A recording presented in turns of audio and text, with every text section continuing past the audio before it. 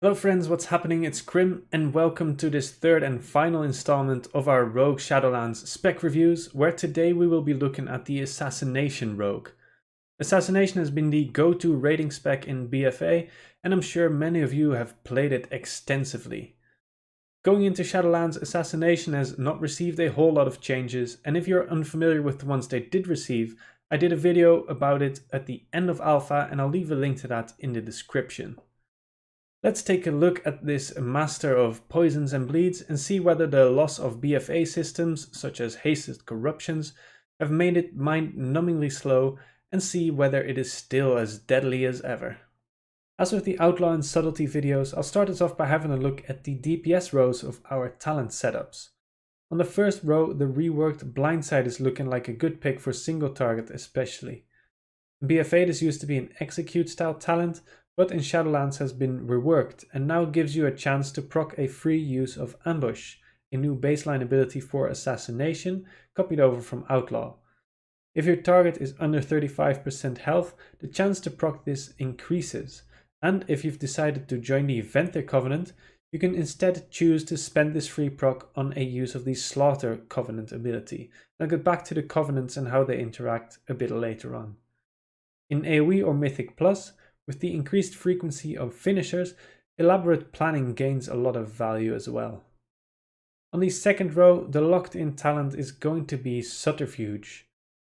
Being able to pump out empowered Garrotes in both single target and Mythic Plus is extremely valuable, and none of the other two talents really come close. The Master Assassin talent also has some anti-synergy with the Mantle of the Master Assassin legendary, and once again I'll get back to the legendaries after this. On the third row, Vigor is looking like the go-to pick, especially with the loss of a lot of stats, things like Hasted Corruptions and the Memory of Lucid Dreams Miner. Energy regen is at an all-time low, and Vigor does a lot to combat this. In sustained AoE, where energy regen is less of an issue, Deeper Stratagem can also see play. And if you are adept at abusing the reset mechanic of Marked for Death, you can also use this in Mythic Plus or AoE. On the sixth row, Toxic Blade is now gone and has been replaced by Alacrity. This is an incredibly strong talent and really outshines the other two. On the last row, Poison Bomb is probably going to be the go-to pick in single target and possibly also in Mythic Plus. Hidden Blades can also see play in Mythic Plus. This depends on a certain conduit, and I'll get back to the conduits as well. Crimson Tempest can see use in sustained AoE in combination with the Deeper Stratagem talent. Next, let's talk about the Shadowlands systems, and we'll start with Legendaries. Mark of the Master Assassin is a neutral legendary power which gives you 100% crit for 5 seconds after leaving stealth. This is accessible to all 3 rogue specs and is especially strong in Mythic Plus, where you can get a lot of re-stealths off. But even on single target this is pretty good, especially when combined with the Night Fae Covenant ability Sepsis, which gives you an extra free vanish. The next legendary I've been kind of apprehensive about putting in the video because it is an outlaw legendary power, but it does work for all 3 specs. It is called Celerity, and whenever you have Slice and Dice active, this has a chance of giving you 4 seconds worth of Adrenaline Rush, the Outlaw Dps Cooldown. This DPS cooldown increases your attack speed and your energy regen, but with this power also increases the damage you do by 15%, even though this is not currently reflected in the tooltip. I left this out of the Subtlety video, but decided to put it in this video because Blizzard has not changed anything about this working for all 3 specs, and even in Legion a lot of legendaries also work cross-spec, so I'm cautiously optimistic that this functionality will stay the same all the way throughout Shadowlands, and it is very strong for all 3 specs. When it comes to Assassination specific legendaries, Dashing Scoundrel looks to be the best by quite a bit. Dashing Scoundrel makes it so that your Envenom buff increases the critical strike chance of your poisons, and when they crit they also refund energy. Assassination is feeling a little slow at the moment on the beta because of the low energy regen, and this goes such a long way towards remedying this.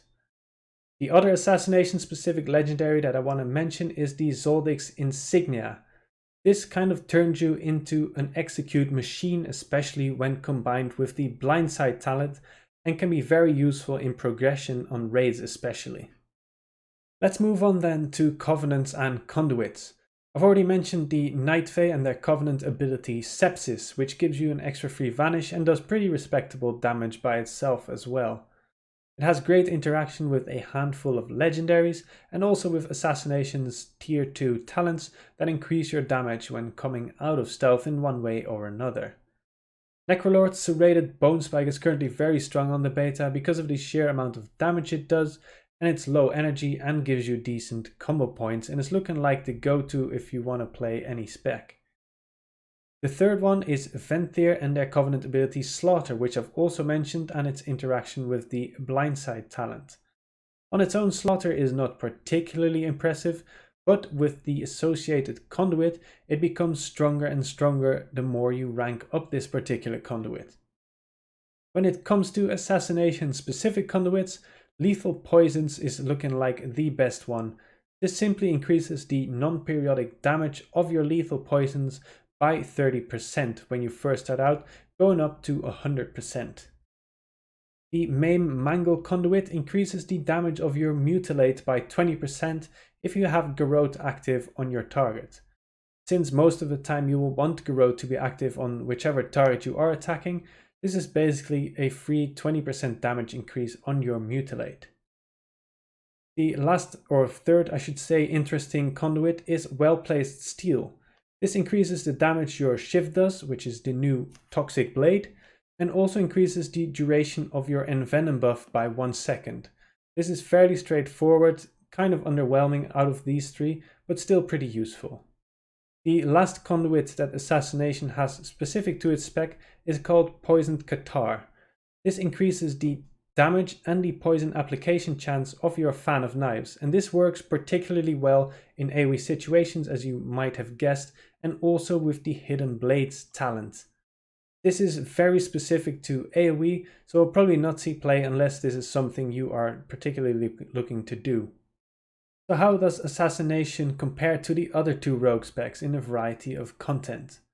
Like I said, Assassination, when losing a lot of stats and the likes of Expedient Corruptions, becomes very slow, and I think the average APM for the spec is about 30 at the moment, which means you'll be pushing a button about once every 2 seconds to maintain your rotation. And speaking of maintaining, there's a lot of maintenance buffs now in Assassination, with all of your bleeds that you have to keep up, and the addition of Slice and Dice. This makes it feel like you are spending most of your time maintaining buffs and not so much throwing envenoms into your Toxic Blade or Shiv windows. It is still very strong, and especially in raids will probably do fairly well. Assassination is a spec that suffers the least from downtime, for example running away from the boss, because you will have your bleeds up and running. In Mythic Plus you can also be competitive, but it means you have to tailor your talents and conduits specifically to the situation, which neither Outlaw nor Sub really have to do. Depending on tuning, of course, as with all of my Shadowlands Beta videos, Assassination is looking pretty decent, but not quite at the level of subtlety. We'll have to wait, sit back and observe for a little bit to see how Blizzard decides they want to tune all of the rogue specs. Assassination will always have the niche of not suffering a lot from downtime, unlike the other two rogue specs. So I think even in progression, and because of their variety of legendaries and talents that improve execute damage, they may still be the go-to progression spec, but like I said, it's all down to tuning. With that, you are up to date on the state of Assassination in the Shadowlands Beta at the moment.